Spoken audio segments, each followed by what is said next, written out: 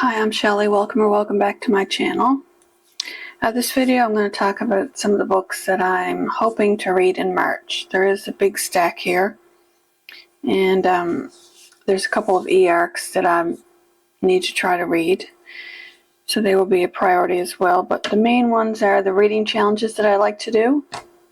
And when I started off this year, I ended off last year with I want to do the Read What You Won't challenge. So I'm trying to read books on my physical TBR as a priority over ebooks or any books that I pick up this year. So I try to incorporate, instead of just like picking from a jar and then there's a book and I'm like, maybe I'm not in the mood to read that one. I'm taking part in different reading challenges so that most of the challenges I do have more than one book to choose from. So at the end of the year, then I'll see like what books. I'm hoping I have all the books, most of the books on this TBR card here. So I'm hoping at the end of the year to have just the front of the cart, because right now it's full. This book's on the front and the back. So I'm hoping at the end of the year to at least have half the book cart done, and maybe even a lot more, I'm hoping. So some of the reading challenges I like to take part in. I've taken part in a couple years now, the Buzzword reading challenges. It used to just be the one reading challenge. Now Kayla Books and Lala, she has 2 reading challenges every year. So the first reading challenge for the Buzzword is this and that in the title. So a book that has the word this or that, and also these and those, if it has one of those words in the title. I did have a couple, but I decided to go with Too Old for This by Samantha Downing. I got this one just last year, so it's a newer purchase. I got it from Aardvark, a book club box. And this seemed like a very interesting book. I do like the colors that the Aardvark Book Club put into their books. So it's a nice pretty blue color. And also the person on the cover has a nice blue sweater, but don't be fooled by her appearances. So this one is about, it says, older, wiser, deadlier. A retired serial killer's quiet life is upended by an unexpected visitor. To protect her secret, there's only one option left. What's another murder? So this one's about Lottie Jones. She thought her crimes were behind her. Decades earlier, she changed her identity and tucked herself away in a small town. Her most exciting nights are spent at weekly bingo games at the local church and gossiping with her friends. So when an investigative journalist shows up at her door asking questions about her past, specifically her involvement with numerous unsolved cases, well, then Lottie has to do something about it. It says, but getting away with murder is hard enough when you're young. When Lottie receives another gnawing knock on the door, she realizes this crime might just be the death of her. So I'm already not quite halfway through it. I started reading it a couple days ago, and I'm really enjoying it so far. And I'll let you know what I thought of it at the end when I do a reading wrap up for March. So that one's going good so far. The other Buzzword reading challenge is on the cover challenge, and for March it is action or movement. So I did have a few books that I could choose from that one as well. So that one I went with a book that I've had on my shelf a bit longer, and also of course an author I enjoy, and that's Agatha Christie, and this one is called Cards on the Table. That one, of course, you can see the cards are falling, so that one shows action or movement. So when I saw the challenge, this book immediately came to mind for me. This one, it says, Mr. Shaitana is famous as a flamboyant party host.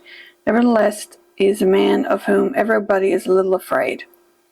So when he boasts to Hercule Poirot that he considers murder an art form, the detective has some reservations about accepting a party invitation to Chaitana's private collection, to view Chaitana's private collection.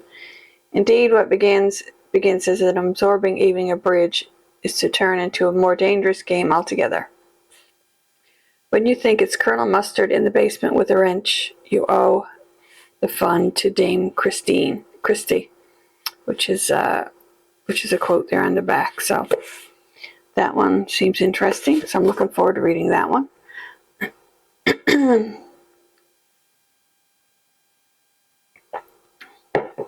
The other reading challenge I'm taking part in this year is Ben Reads Good, and it's the Read Good Challenge.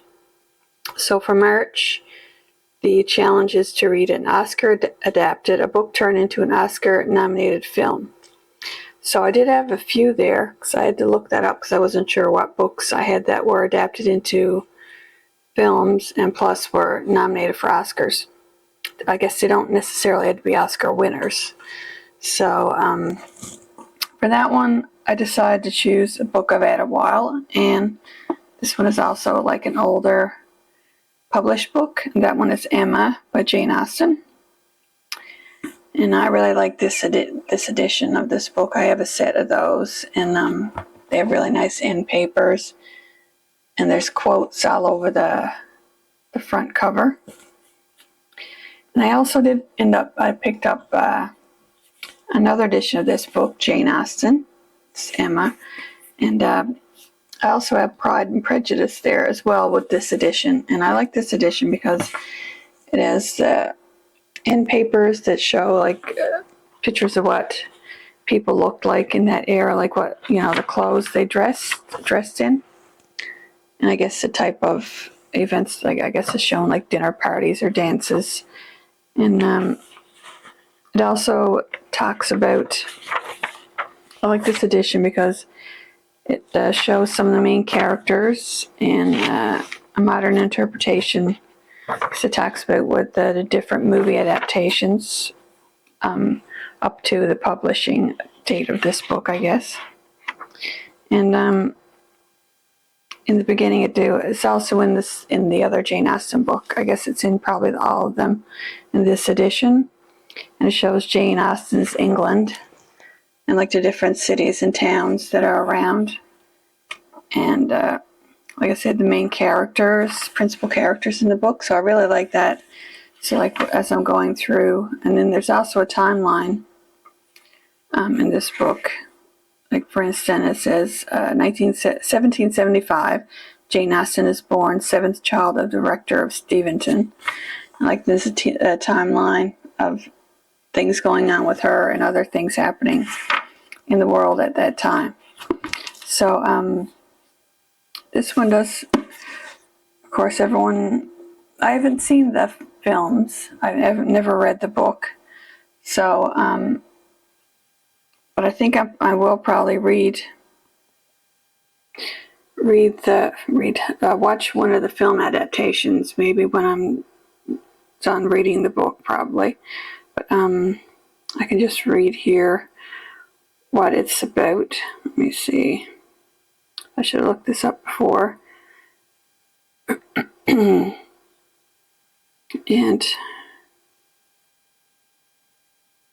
why is it slow? Let's see, Emma.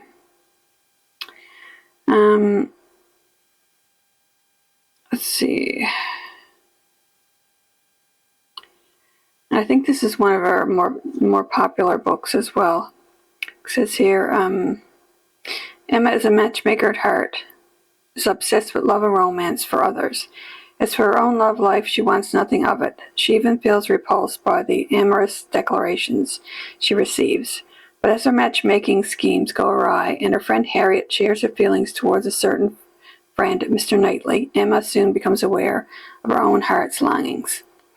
So she is a matchmaker for other people, but then I guess she sees someone that she thinks she likes. So looking forward to reading that one. I also have the audiobook of that one as well.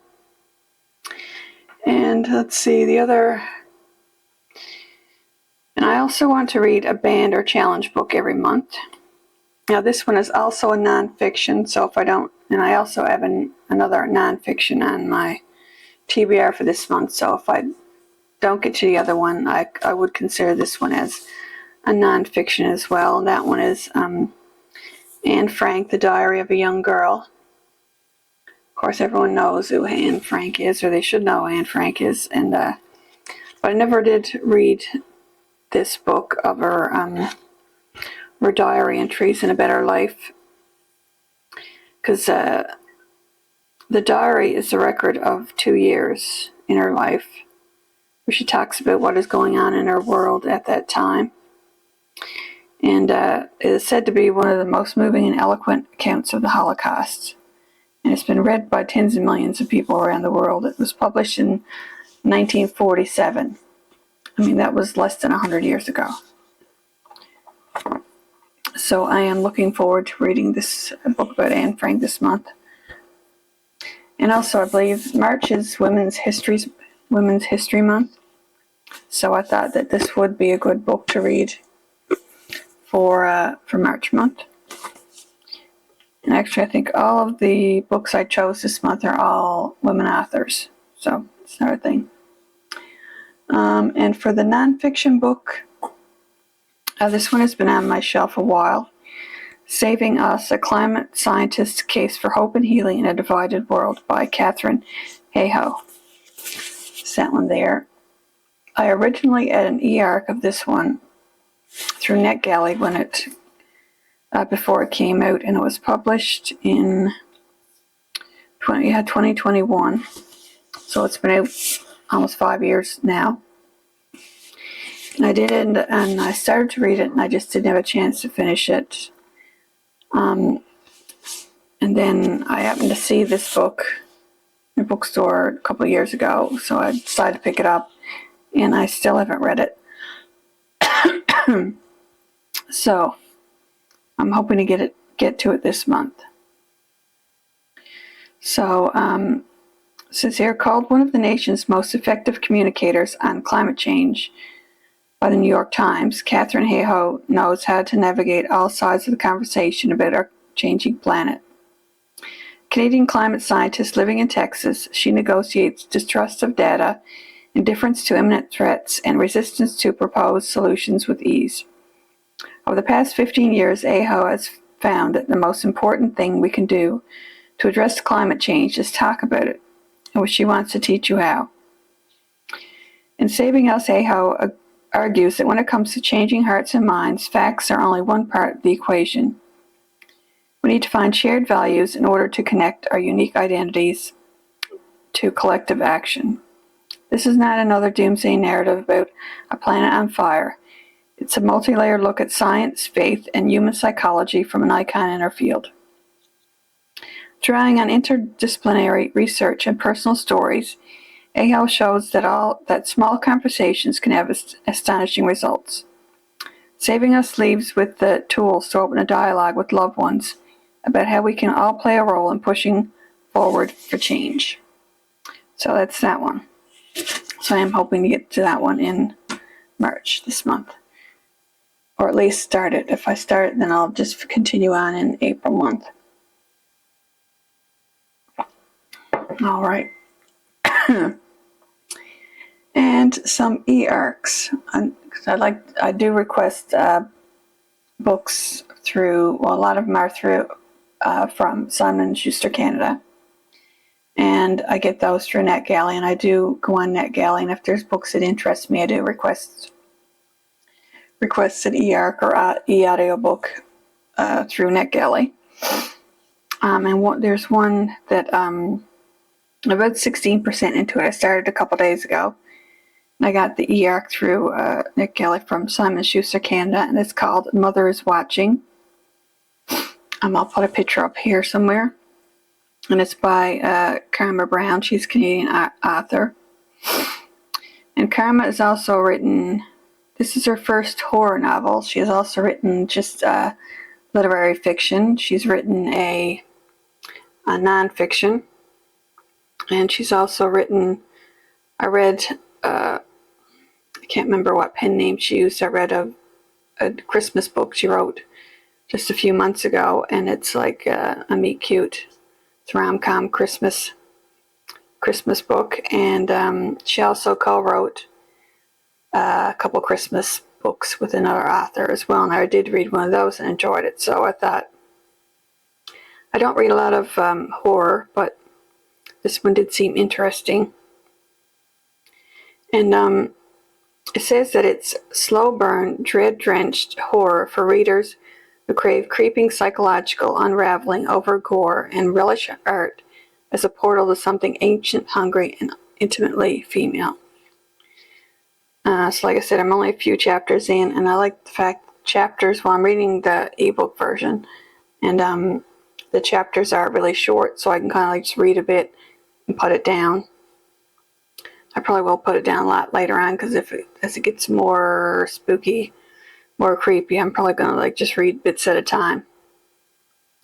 But I'll just read you a little bit, and if you want to know more about the synopsis, you can go online and read about it, because I don't want to, in case I might spoil something. But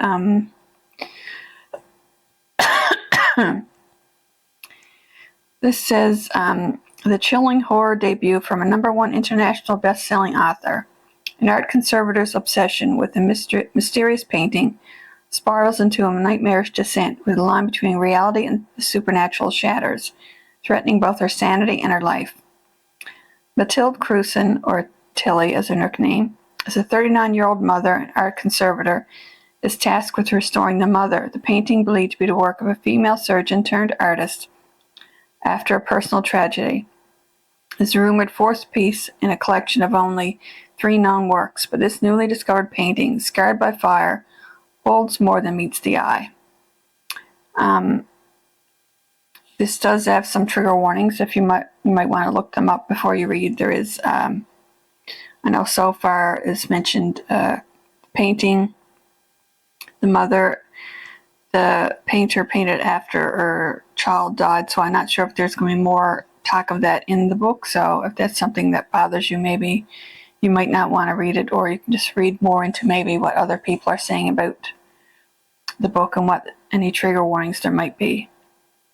So that's all I'll read for that synopsis. And it's also a dystopian, which I didn't realize, so that is another interesting part to it as well. Now, and there's another e-arc I did want to, I did have the 6th book in the Finlay Donovan series.